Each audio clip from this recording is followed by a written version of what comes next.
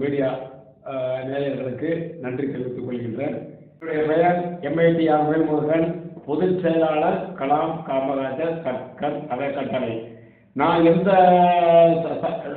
ஜாதிக்கும் சமுதாயத்துக்கும் இனத்துக்கும் எதிரானவன் கிடையாது. என்னுடைய அமைப்பு பேர்ல இந்த 3 தலைவர்கள் கடவுளாக வச்சிருக்கேன். ஒன்று இந்திய ஜனாதிபதியோட அப்துல் கலாம். இவங்களை பற்றி நான் அப்படி சொல்ல வேண்டியதில்லை, உலக மக்களுக்கே தெரியும். முதல்ல இந்திய ஜனாதிபதியோட அப்துல் கலாம், ரெண்டாவது பெருந்தலைவர் காமராஜர், மூணாவது பெருந்தலைவர் காமராஜர் அவர்கள் மந்திரி சபையில் இடம்பெற்ற ஐயா கற்கன் அவர்கள்.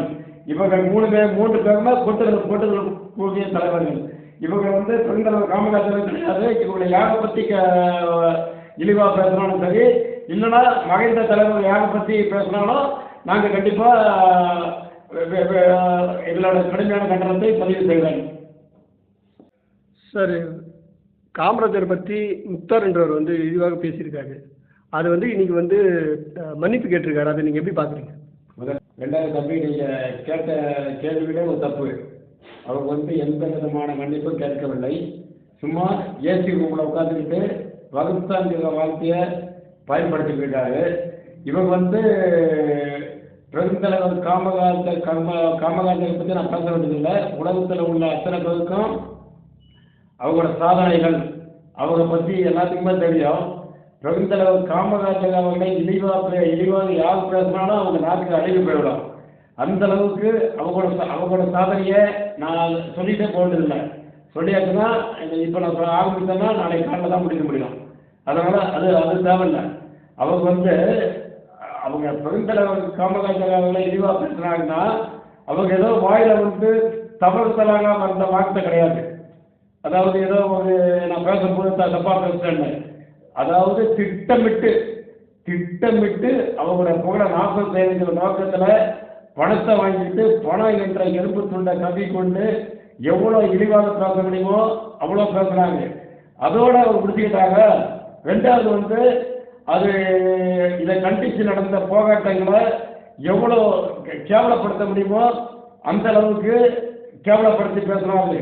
இந்த தப்புனா இவளை மன்னிக்க முடியாத குற்றம்.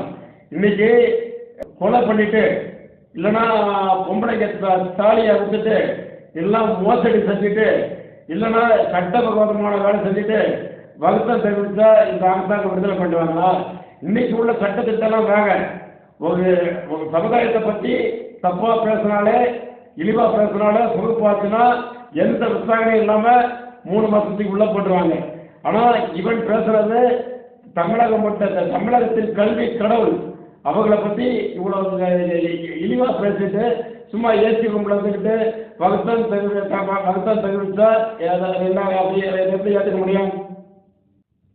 இந்த முட்டாள் என்பவன் பெருந்தலைவர் காமராஜர் அவர்களை ஆணவத்தின் உச்சிக்கே சென்று விமர்சித்தான். இது போல இந்த முட்டாளை போல வேறு யாரும் பெருந்தலைவர் காமராஜர் இருக்கட்டும், அப்துல் கலாம் இருக்கட்டும், ஐயா கற்கலா இருக்கட்டும், இவங்களை யாருமே உலகம் முழுவதும் இருந்த யாருமே விமர்சிக்க மாட்டாங்கன்னு என்று நம்ம நம்புகின்றேன். அதே போல விமர்சித்தாலும் என்னுடைய கடுமையான கண்டனத்தை பதிவு செய்வேன். இவனது முட்டாள்தனமான செயலுக்கு குறிப்பிட்ட சமுதாயம் மட்டுமல்லாமல் உலகம் முழுவதும் உள்ள பெருந்தலைவர் காமராஜர் அவர்களால் அவர்களை பற்றி தெரிந்தவர்கள் அத்தனை பேரும் இன்னைக்கு பொங்கி எடுத்திருக்காங்க. அரசியல் கட்சியிலிருந்து எல்லாமே, அதாவது பெருந்தலைவர் காமராஜரோட வாழ்க்கையை பற்றி தெரிஞ்சவங்க தமிழ்நாடாக இருந்தாலும் சரி, இந்தியாவாக இருந்தாலும் சரி, உலகம் முழுவதும் உள்ள யாருமே அவங்க பற்றி விமர்சிக்க மாட்டாங்க. அப்படி அவங்களோட வாழ்க்கை வரலாறு தெரிஞ்சு விமர்சித்தாங்கன்னா அவனுடைய என்ன பொறுத்தவங்க அவனுக்கு கேன்சர் வரும், அவன் நாக்கு அழிவு போகும். ஏன்னா அவங்களுடைய தியாக வாழ்க்கை எப்படி, அவங்க கூட தியாக வாழ்க்கை வாழ்றது யாராலும் முடியாது. இதுக்கு மேலே அவங்க புகழ் நான் பாடிட்டு இருக்க வேண்டியதில்லை. 9 ஆண்டுகள் தனிமை செயலை மாட்டினவங்க அவங்க. இவனது செயலால் அரசாங்கத்துக்கும் தர்ம சங்கடம் பல்வேறு அமைப்புகளின் நிர்பந்தங்களுக்காக வருத்தம் தெரிவித்தது போல் நடிக்கின்றான். ஆனால் இவனுடைய சுயரூபம் எந்த வகையிலும் வருத்தம் தெரிவிப்பது கிடையாது. இன்னும் கொஞ்ச நாள் சிறிது இடைவெளியை விட்டு பழையபடி இதே பெருந்தலைவர் காமராஜர் அவர்களை இன்னும் எந்த அளவுக்கு கேவலப்படுத்த முடியுமோ கேவலப்படுத்துவான்.